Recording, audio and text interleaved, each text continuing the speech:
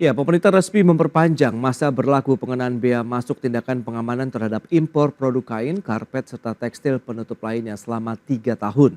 Kementerian Keuangan berharap perpanjangan tersebut mampu mendukung dan menjaga daya saing industri tekstil di dalam negeri.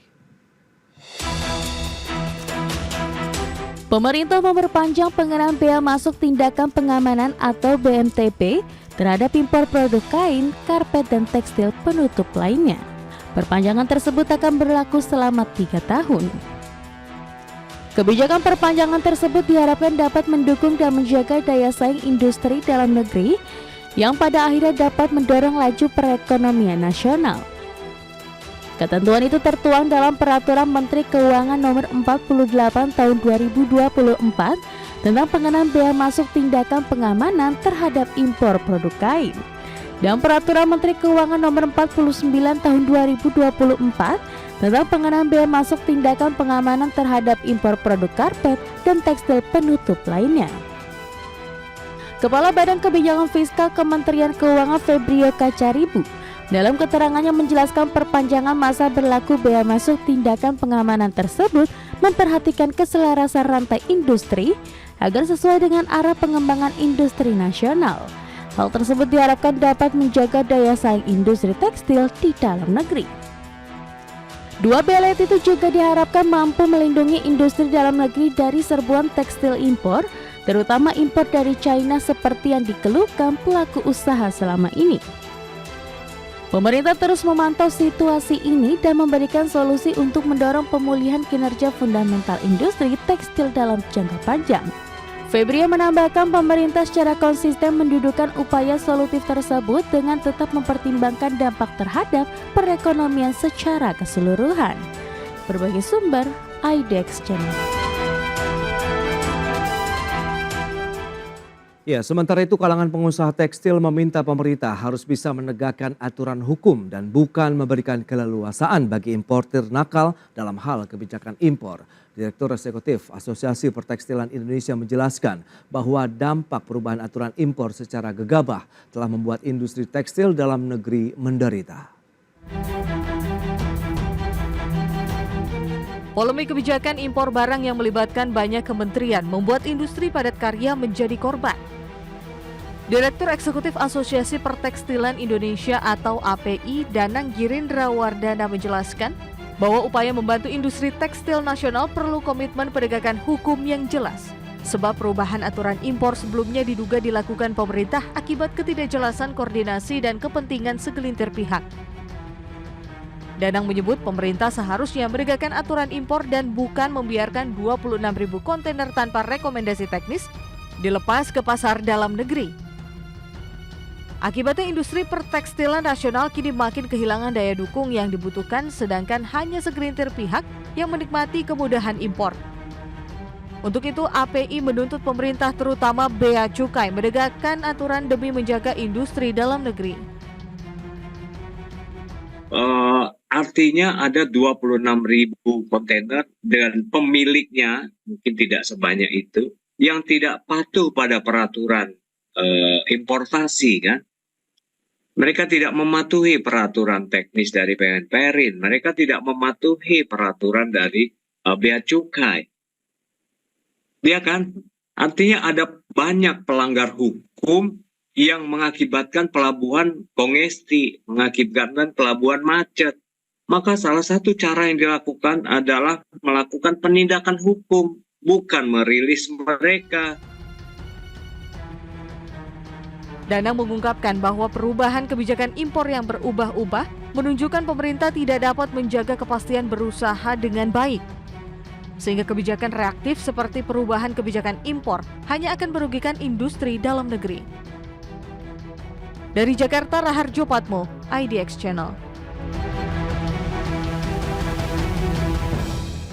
Baik pemirsa, untuk membahas tema menarik kita kali ini terkait dengan menilik efektivitas perpanjangan safeguard bagi industri tekstil. Kita sudah tersambung melalui Zoom bersama dengan Bapak Rizal Taufikur Rahman, Kepala Pusat Makroekonomi dan Keuangan Indef. Selamat pagi Pak Rizal. Selamat pagi Mas Pras. Ya, salam sehat Pak. Salam sehat. Baik, Alhamdulillah. dan kita sapa juga sudah ada Pak Danang Gerindra Wardana, Direktur Eksekutif Asosiasi Pertekstilan Indonesia. Selamat pagi Pak Danang. Pagi Mas. Salam Pagi sehat Mas Pak. Indra. Pagi Pak Dana. Baik, terima kasih dan kita akan langsung saja mereview. Tadi sudah ada beberapa informasi yang sudah disampaikan terkait dengan safeguard. Nah, Pak, kita ke Pak Rizal dulu lah ya. Bagaimana Anda memandang aturan yang saat ini menjadi pengendali terhadap impor tekstil? Apakah memang sudah efektif nih dalam pelaksanaannya? Kalau tadi memang sudah ada satu keluhan yang sudah disampaikan dari Asosiasi Tekstil Indonesia. Silakan, Pak Rizal. Ya, baik. Jadi justru kenapa ini kok baru saat-saat ini nih ya, padahal Ya. industri tekstil ini kan sudah 2 tahun yang lalu sebenarnya merasakan penderitaannya gitu ya. Oke. Dan bahkan tidak sedikit industri tekstil yang tanda kutip tutup, bahkan melakukan PHK. Bahkan jumlahnya juga cukup, bahkan ratusan ribu gitu ya. Nah tentu ini kan saya tidak tahu prinsip pemerintah better late than never atau apa gitu ya. Oke. Atau memang terlalu banyak pertimbangan ya sehingga baru saat ini gitu. Nah tentu seharusnya ya pemerintah atau secara normatif begitu ya, pemerintah mestinya melindungi industri tekstil ini jauh-jauh hari lah gitu. Oke. Mengapa? Karena safeguard ini kan sebenarnya untuk meningkatkan daya saing industri tekstil kita kan. Nah, kalau bicara daya saing sebenarnya 2 tahun, 3 tahun yang lalu, bahkan hampir 4 tahun yang lalu gitu, kita sudah decline daya saing industri tekstil kita, dan pelan-pelan beberapa sentra industri tekstil sudah mengalami tanda kutip sangat berat gitu menghadapi kebijakan yang justru sepertinya kontradiktif gitu ya. 2 tahun yang lalu atau beberapa tahun yang lalu pemerintah kemudian melakukan pelonggaran impor atas tekstil. Jadi ini juga menjadi masalah gitu ya. Dan justru dengan ada safeguard policy ya melalui bea masuk ini tentu yang menjadi angin segar bagi industri tekstil. Permasalahannya sekarang adalah apakah kebijakan safeguard ini di saat kondisi industri tekstil daya saingnya memang sedang melambat bahkan cenderung sangat turun gitu, mampu meningkat gitu ya, atau pelan-pelan akan produktivitasnya akan naik begitu. Ini saya kira menjadi diskursus yang pemerintah mesti jawab gitu ya, karena memang ketika ada safeguard policy ini ya di industri tekstil khususnya akan berdampak gitu ya terhadap produktivitas di dalam negeri. Harapannya kan begitu. Kemudian pelan-pelan daya saing naik melalui pasar di domestik dan juga di pasar global. Problemnya adalah bahan baku impor juga menjadi determinan di sini ya, karena selain kurs kita yang sedang naik ya, maka tentu harga menjadi masalah gitu pada saat di domestik atau juga di pasar global gitu. Itu ya kondisi real yang tengah terjadi dari industri, khususnya industri tekstil. Nah, Pak Danang, bagaimana kalau dari review Anda sebagai pelaku usaha, apakah safeguard benar-benar menjadi benteng pertahanan atau tadi kalau misalnya sudah disampaikan begitu oleh Pak Rizal Taufikur Rahman, memang ini ya better late than never kah atau bagaimana ini, silakan. Ya memang safeguard itu salah satu mekanisme perlindungan melalui penetapan tarif ya, dan ini menjadi sangat penting. Banyak negara melakukan hal yang sama. Dan Indonesia sudah berulang kali melakukan safeguard terkait dengan tekstil dan karpet dan macam-macam itu. Tapi memang semuanya kan ada batas waktunya, dan 3 tahun maksimal dan seterusnya begitu ada aturannya. Dan selama ini yang menjadi problem selain safeguard adalah importasi yang ilegal. Ini yang menarik Mas Rijal. Kalau yang Hmm. legal tadi bisa di-safeguard, tapi yang ilegal Betul. nggak bisa. Bagaimana caranya? Nah, problem kita yang terbesar ini kan masalah-masalah ketidakmampuan aparat penegak hukum kita untuk menanggulangi masalah-masalah importasi ilegal.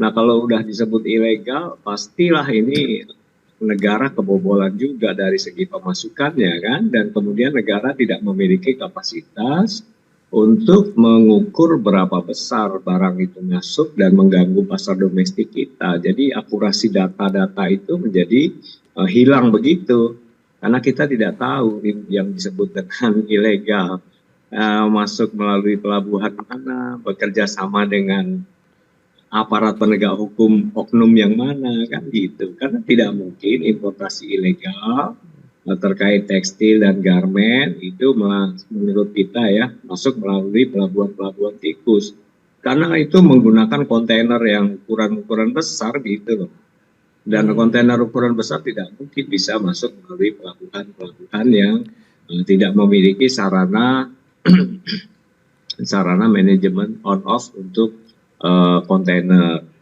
Nah, kalau situasi yang saat ini terjadi, maka regulasi apapun terkait dengan safeguard, BMTP, atau nanti akan diimplementasikan dengan BMAD, itu menjadi kurang efektif karena ketidakmampuan pemerintah mengendalikan barang-barang masuk yang dilakukan secara ilegal.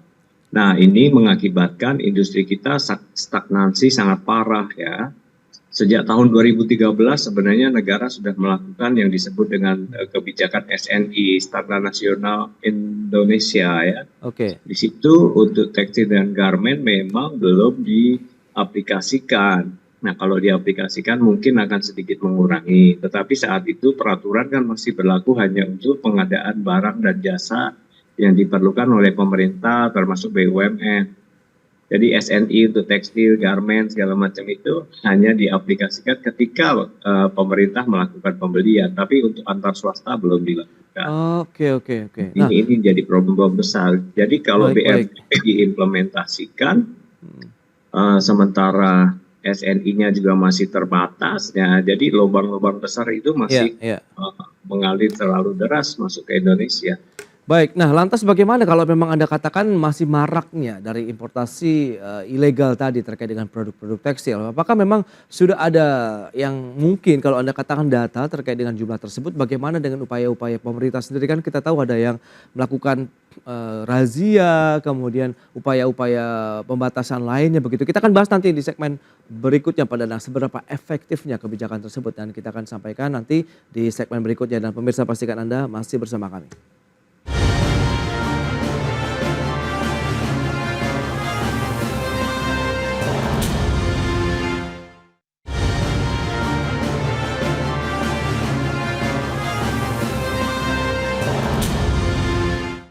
Baik pemirsa, semakin menarik perbincangan kita bersama dengan Bapak Rizal Taufik Roman, Kepala Pusat Makroekonomi dan Keuangan Indef, dan juga Bapak Danang Gerindra Wardana, Direktur Eksekutif Asosiasi Pertekstilan Indonesia. Baik Pak Danang, kita akan lanjutkan kembali. Nah, bicara mengenai tadi maraknya dari produk-produk tekstil impor ilegal. Nah, ini kategori yang ilegal itu yang seperti apa sih? Kalau data BPS menyebutkan Januari sampai dengan Mei itu di tahun 2023 ya, dibandingkan dengan Januari-Mei 2024 memang ada kenaikan sekitar 10,23% untuk importasi dari produk-produk tekstil ke Indonesia. Ini bagaimana Pak Danang? Ya, jadi kenaikan produk-produk impor itu terlihat jelas dari dua data sebenarnya, Mas. Kita bisa melihat dari data bea cukai atau data masuk ke Indonesia ya. Kalau kita lihat dari BPS, bea cukai itu oke. Tapi kita harus melihat secara komparatif dengan data-data yang berlaku secara internasional. Nah, kita melihat data dari TradeMap misalnya. TradeMap ini kan situs resmi di WTO yang bisa kita pelajarin bahwa berapa banyak barang masuk dari negara A ke negara B dan sebaliknya. Nah, dari situ kita menemukan gap bahwa barang masuk ke Indonesia dari negara asal, katakan Tiongkok, itu kurang lebih 3 kali lipat sampai 4 kali lipat lebih besar daripada barang yang kita catat masuk ke Indonesia melalui data bea cukai atau data BPS. Artinya selisih gap tersebut menunjukkan bahwa Indonesia tidak memiliki catatan terkait dengan 3/4 barang masuk ke Indonesia. Dengan kata lain, nah inilah barang-barang ilegal itu tidak tercatat, kan gitu. Dan jumlahnya jauh lebih besar daripada importasi resmi yang masuk ke Indonesia yang tercatat begitu. Nah, kita dengan mudah bisa mengkomparasi melalui dua perbandingan data tersebut, data resmi dari pemerintah Republik Indonesia melalui Bea Cukai atau BPS dan data yang berlaku secara internasional. Karena pencatatan di atas kapal-kapal internasional itu dilakukan juga oleh Trade Map, WTO, World Trade Organization. Dari situ bisa dilihat bagaimana kita kebobolan begitu banyak barang-barang yang tidak tercatat masuk ke Indonesia, tetapi dunia internasional bisa memotretnya dengan mudah. Nah, ini problem-problem besar kita, Mas. Akurasi data, mekanisme pencatatan, kemudian cuplik data di lapangan, di dalam konteks pelabuhan-pelabuhan internasional kita itu ternyata tidak bisa kita lakukan dengan sangat presisi. Nah, bagaimana kita bisa menemukan di tingkat operasional di pelabuhan, inilah yang menjadi hal baru yang harus kita lakukan reformasi kebijakan kita. Apakah itu dilakukan oleh oknum-oknum bea cukai? Ya bisa jadi, tetapi tentu saja harus bekerja sama dengan oknum di kementerian teknis yang lain gitu, karena data antara persetujuan impor dengan realisasi impor itu kan dipegang oleh dua entitas lembaga negara yang berbeda. Persetujuan impor dikeluarkan oleh Kementerian Perdagangan yang seharusnya melalui Pertek sehingga Kementerian Perindustrian bisa mengerti, bisa saling melihat mirroring data. Tapi oleh Kementerian Teknis yang lain, Kementerian Keuangan, CQ Bea Cukai, mereka melakukan pencatatan realisasinya yang mungkin ketika dilakukan pencatatan realisasi Kementerian Perdagangan dan Kementerian Perindustrian tidak bisa serta-merta melihat itu secara online. Jadi baru tahu ketika daftar realisasi dipublikasikan oleh Kementerian Keuangan melalui Bea Cukai atau melalui data BPS yang berjalan 6 bulan 1 tahun sekali. Jadi ada lack of updating data di situ, dan inilah mengakibatkan kita terus-menerus mengalami produksi kebijakan yang tidak akurat sehingga mengorbankan dunia industri kita, Mas. Baik, Pak Danang, menarik. Nah, Pak Rizal, bagaimana review Anda begitu dari isi Indef lah, kalau melihat bottleneck-nya di mana? Kalau memang ada beberapa kondisi gap data begitu ya, antara data internasional dengan data di dalam negeri terkait dengan importasi produk-produk impor tadi. Ya, paling penting tadi saya kira pencatatan melalui pengawasan ya dan monitoring. Dan tentu ya pemerintah mesti ketat begitu ya. Jadi importasi barang yang tadi Pak Danang sampaikan justru pencatatannya 1/3-nya justru yang tercatat gitu ya. Selebihnya malah banyak tidak tercatat. Tentu ini menjadi tantangan apa permasalahan yang apakah berkaitan dengan sistem pengawasannya gitu ya, atau